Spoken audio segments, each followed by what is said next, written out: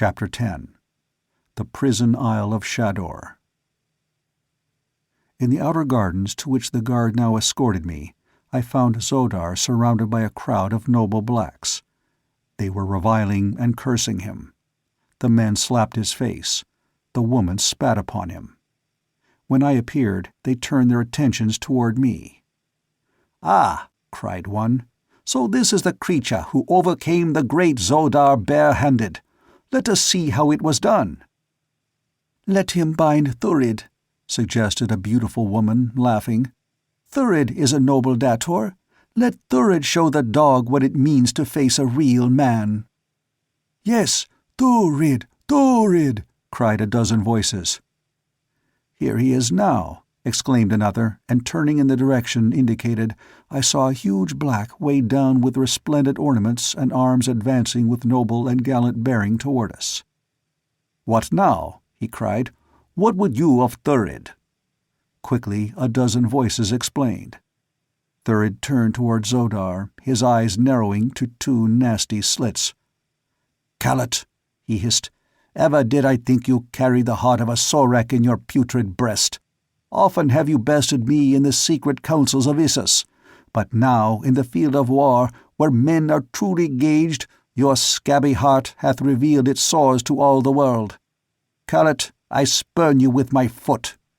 And with the words, he turned to kick Zodar. My blood was up.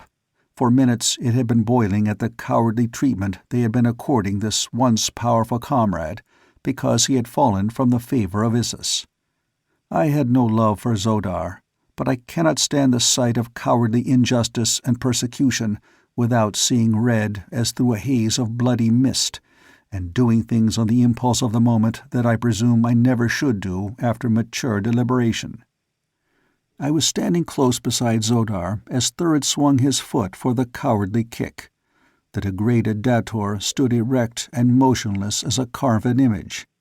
He was prepared to take whatever his former comrades had to offer in the way of insults and reproaches, and take them in manly silence and stoicism.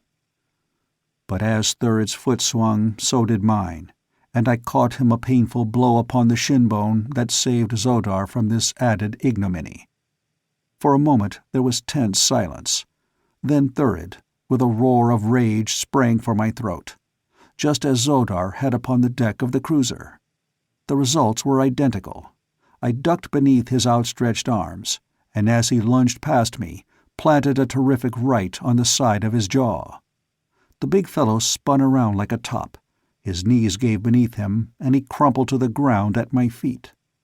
The blacks gazed in astonishment, first at the still form of the proud dator lying there in the ruby dust of the pathway, then at me, as though they could not believe that such a thing could be.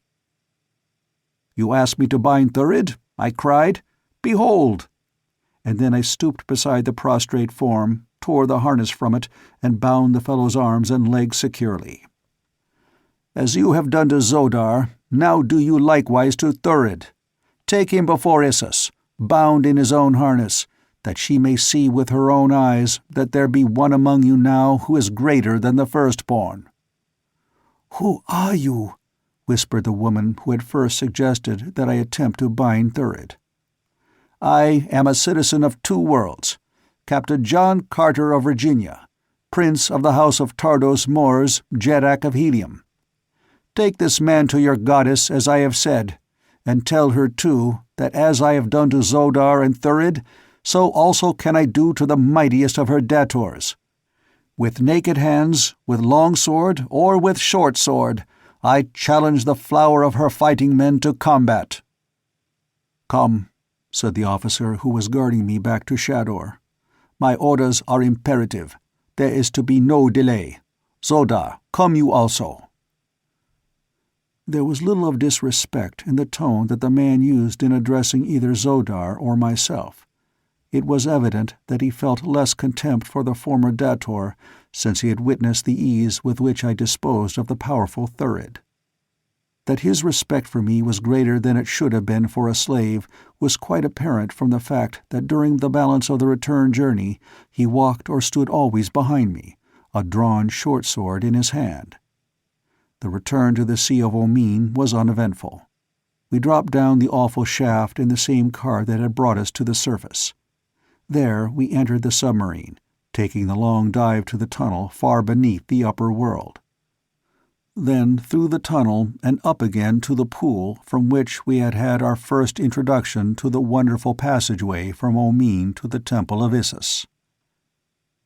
From the island of the submarine we were transported on a small cruiser to the distant Isle of Shador. Here we found a small stone prison and a guard of half a dozen blacks. There was no ceremony wasted in completing our incarceration. One of the blacks opened the door of the prison with a huge key. We walked in, the door closed behind us, the lock grated, and with the sound there swept over me again that terrible feeling of hopelessness that I had felt in the Chamber of Mystery in the Golden Cliffs beneath the gardens of the Holy Therns. Then Tars Tarkas had been with me, but now I was utterly alone insofar as friendly companionship was concerned. I fell to wondering about the fate of the great Thark, and of his beautiful companion, the girl Thuvia. Even should they by some miracle have escaped and been received and spared by a friendly nation, what hope had I of the succor which I knew they would gladly extend if it lay in their power? They could not guess my whereabouts or my fate, for none on all Barsoom even dream of such a place as this. Nor would it have advantaged me any had they known the exact location of my prison, for who could hope to penetrate to this buried sea in the face of the mighty navy of the Firstborn? No, my case was hopeless. Well, I would make the best of it, and rising, I swept aside the brooding despair that had been endeavoring to claim me. With the idea of exploring my prison, I started to look around. Zodar sat, with bowed head, upon a low stone bench near the center of the room in which we were. He had not spoken since Issus had degraded him. The building was roofless, the walls rising to a height of about 30 feet. Halfway up were a couple of small, heavily barred windows. The prison was divided into several rooms by partitions 20 feet high. There was no one in the room which we occupied, but 2 doors which led to other rooms were opened. I entered one of these rooms, but found it vacant. Thus I continued through several of the chambers, until in the last one I found a young Red Martian boy sleeping upon the stone bench, which constituted the only furniture of any of the prison cells. Evidently he was the only other prisoner. As he slept, I leaned over and looked at him. There was something strangely familiar about his face, and yet I could not place him. His features were very regular, and, like the proportions of his graceful limbs and body, beautiful in the extreme. He was very light in color for a red man, but in other respects he seemed a typical specimen of this handsome race. I did not awaken him, for sleep in prison is such a priceless boon that I have seen men transformed into raging brutes when robbed by one of their fellow prisoners of a few precious moments of it. Returning to my own cell, I found Zodar still sitting in the same position in which I had left him. "Man," I cried, "it will profit you nothing to mope thus. It were no disgrace to be bested by John Carter. You have seen that in the ease with which I accounted for Thurid. You knew it before when on the cruiser's deck you saw me slay 3 of your comrades." "I would that you had dispatched me at the same time," he said. "Come, come," I cried. "There is hope yet. Neither of us is dead. We are great fighters. Why not win to freedom?" He looked at me in amazement. "You know not of what you speak," he replied. "Issus is omnipotent. Issus is omniscient. She hears now the words you speak. She knows the thoughts you think. It is sacrilege even to dream of breaking her commands." "Rot, Zodar," I ejaculated impatiently. He sprang to his feet in horror. "The curse of Issus will fall upon you," he cried. "In another instant you will be smitten down, writhing to your death in horrible agony." "Do you believe that, Zodar?" I asked. "Of course. Who would dare doubt?" "I doubt. Yes, and further, I deny, I said. Why, Zodar, you tell me that she even knows my thoughts. The Red Men have all had that power for ages. And another wonderful power. They can shut their minds so that none may read their thoughts. I learned the first secret years ago. The other I never had to learn, since upon all Barsoom is none who can read what passes in the secret chambers of my brain. Your goddess cannot read my thoughts, nor can she read yours when you are out of sight, unless you will it.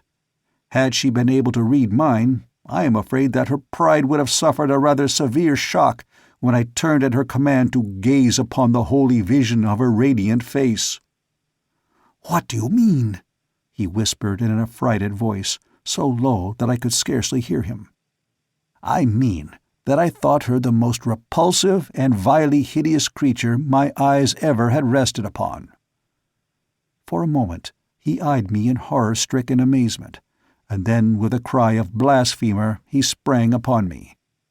I did not wish to strike him again, nor was it necessary, since he was unarmed and therefore quite harmless to me. As he came, I grasped his left wrist with my left hand, and swinging my right arm about his left shoulder, caught him beneath the chin with my elbow and bore him backward across my thigh.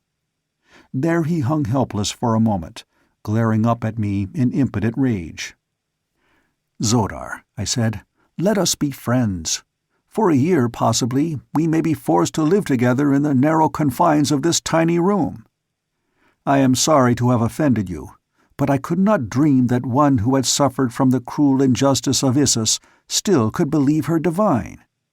I will say a few more words, Zodar, with no intent to wound your feelings further, but rather that you may give thought to the fact that while we live we are still more arbiters of our own fate than is any god.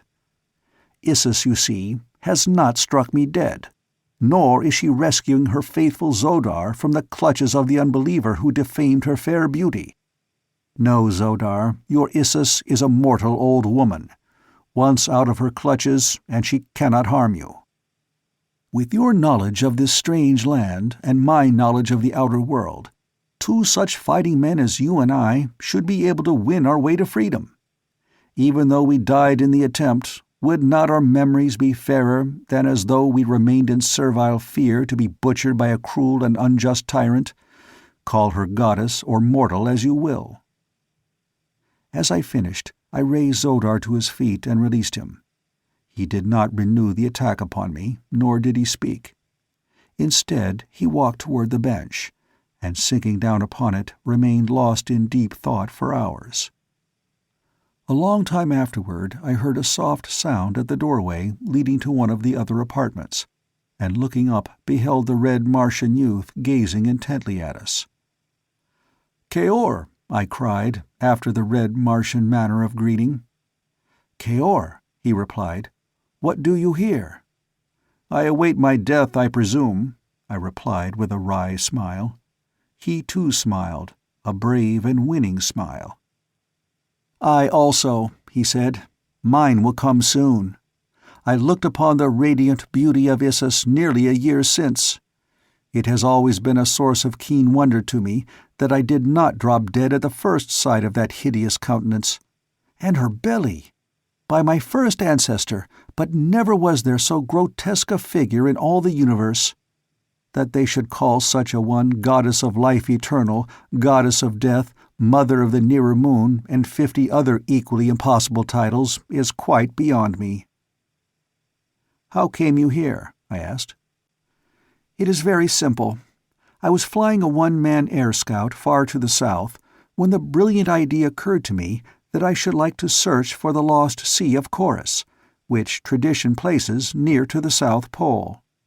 I must have inherited from my father a wild lust for adventure, as well as a hollow where my bump of reverence should be.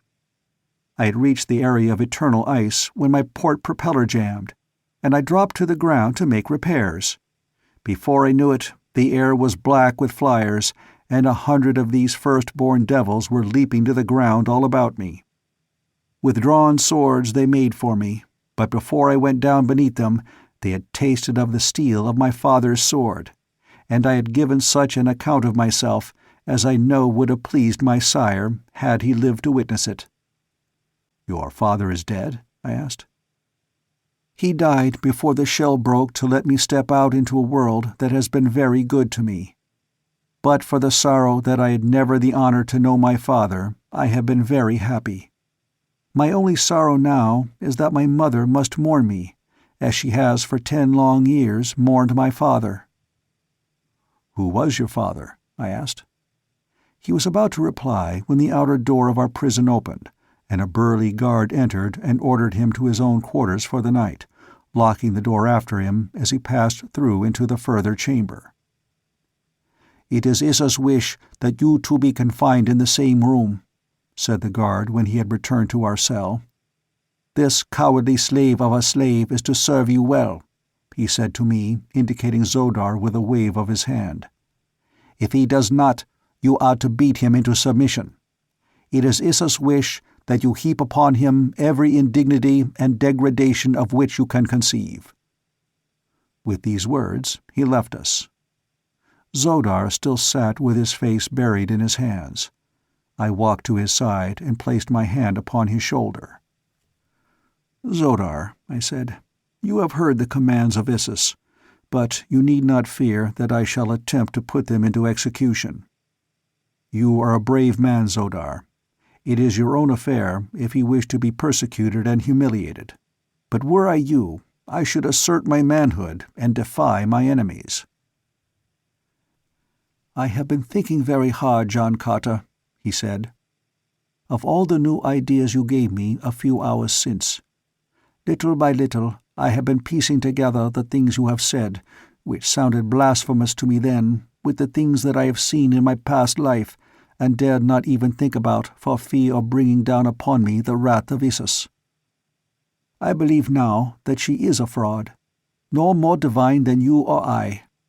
More am I willing to concede, that the Firstborn are no holier than the holy Therns, nor the holy Therns more holy than the Red Men. The whole fabric of our religion is based on superstitious belief in lies that have been foisted upon us for ages by those directly above us, to whose personal profit and aggrandizement it was to have us continue to believe as they wished us to believe.